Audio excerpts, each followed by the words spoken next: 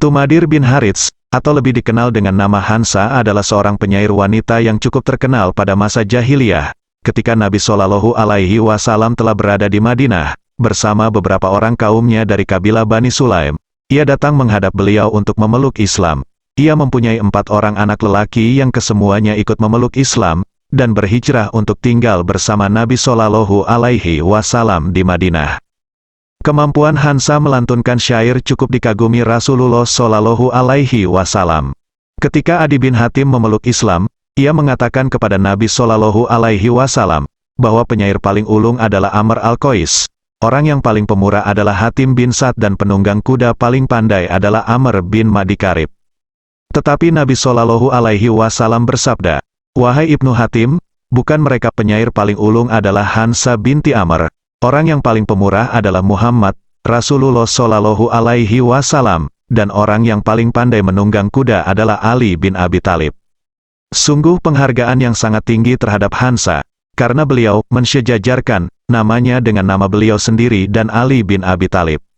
Sejak keislamannya, Hansa tidak hanya bersemangat dalam melantunkan syair, tetapi ia terjun dalam beberapa medan pertempuran, baik ketika bersama Rasulullah Shallallahu Alaihi Wasallam ataupun setelah beliau wafat. Dengan syair-syairnya, ia membangkitkan dan membakar semangat para sahabat untuk terus berjuang menegakkan kalimat-kalimat Allah. Terkadang ketika pasukan dilanda kelelahan dan kejenuhan, ia juga melantunkan syair-syairnya sehingga mereka kembali segar dan bersemangat.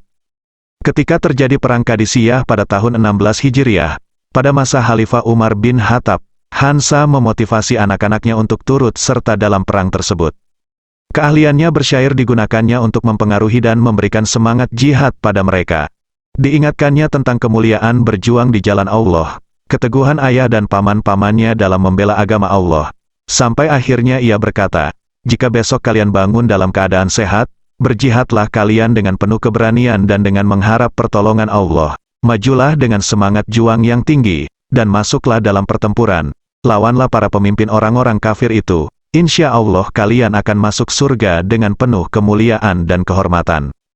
Ucapan-ucapannya tersebut dirangkaikannya dalam sebuah rangkaian syair yang sangat indah, dan amat membekas di hati putra-putranya sehingga semangat mereka begitu menggelora untuk segera terjun dalam pertempuran tersebut.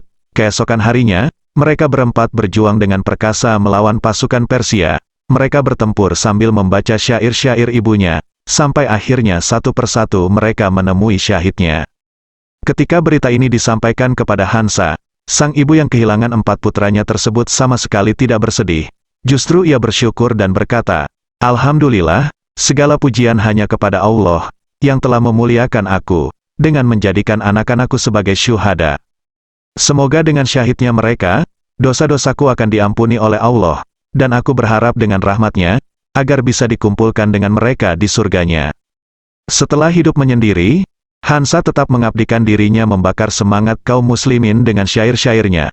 Umar sangat menghargai dan selalu memberi santunan kepada Hansa, sebagaimana dahulu Rasulullah Shallallahu Alaihi Wasallam melakukannya. Tidak lama setelah Utsman bin Affan menggantikan Umar, Hansa wafat di sebuah perkampungan Baduy, yakni pada tahun 24 Hijriah.